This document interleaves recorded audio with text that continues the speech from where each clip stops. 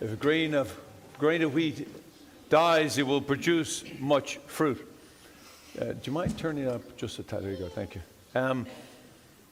There's a great powerful myth about the eagle that an eagle can live as many as 70 or 80 years, but at around 30 or 40 years old, its peak is curled down, and its claws have become dull and no longer sharp and and its talons have become old and weighted. And as a result, it's not able to hunt with catch with its claws, nor its beak be able to pull out any of the talons. And as a result, it has a choice to either starve to death because it can't feed itself, or it can go and beat its beak against a rock until it breaks the beak, and it will grow a new beak. And then it will pull out its claws and grow new claws, at which point in time it then can pull out its talons and regrow its feathers. And then it will have a new life for another 30 to 40 years.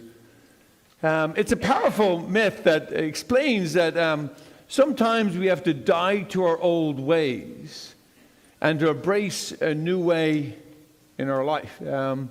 It speaks so naturally, like to when we're young, we have to let go of our childish ways, our childhood ways, to become an adult, and we become very different outside of our own home, and we become all that, in a sense, we're destined or called to be. But while that journey takes 180 days for a eagle, every year the church gives us just 40 days to go through this renewal process for ourselves.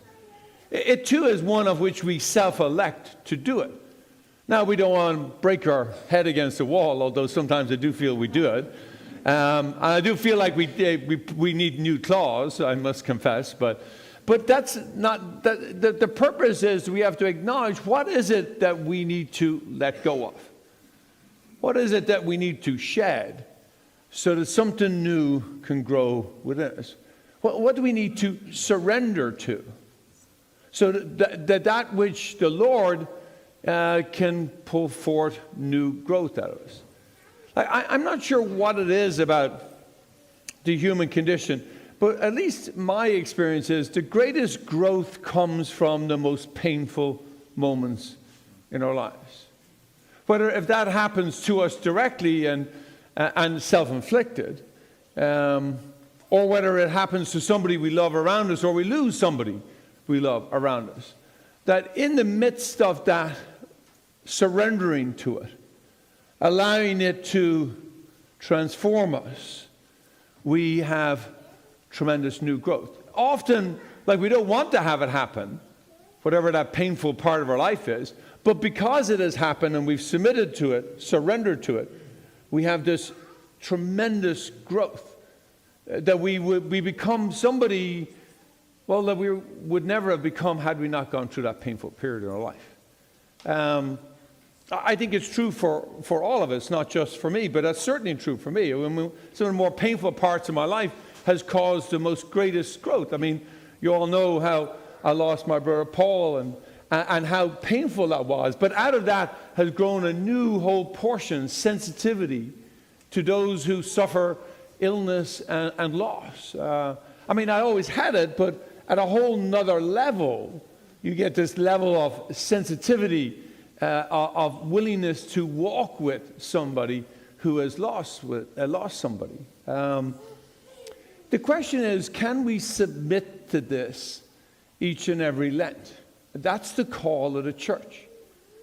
That we don't want to have something be taken away from us, but that we surrender willingly to the Lenten journey. And we don't have to give up some big things, but we give up something small that allows us to, well, call forth God's grace to allow us to grow. I mean, that is what the Lenten journey is about. It's that if a grain of wheat falls to the ground and dies, then it will produce much fruit. We have to let it die. I mean, I don't think there's any greater example than that of a struggle with somebody when they have hurt us and wounded us. If we have unforgiveness in our heart, as long as we hold on to that unforgiveness, there's a certain level of toxicity that remains in our soul. But if we let that go and die, really surrender it and let it go, then it, with God's grace, produces a new growth. It produces a new wonder, mercy, and love. And in that mercy and love, so much more grows. So much more grows. The challenge is when we hold on to things of the past, things that are toxic, things that we know are not good for us. We are withholding growth within our soul. And what the Lenten journey calls us to is this metanoia, this turning back to the Lord, this surrendering of our wounds and our brokenness and our weakness. And in letting it go, in surrendering it, we allow God's grace to work in our life, and thus comes the growth. It's through God's grace that the growth comes. So what does that practically mean for us today? Well, every one of us have probably something different. Every one of us is probably something that we are called to let go of, to let die, to surrender to. Every one of us is probably something a little bit, some for maybe the younger ones, something smaller.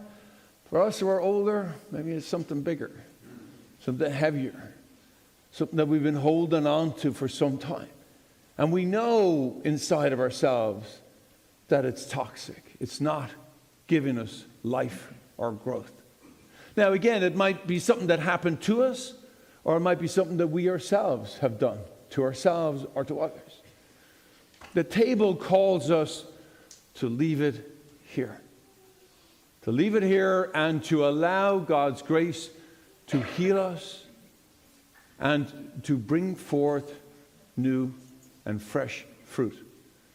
So today, as we come to receive, we promise when we receive that we will become what we receive. The body broken for others. The blood poured out for others. So let our broken selves, our wounded selves, be left here. Let us surrender to God's grace and let the fruit grow afresh.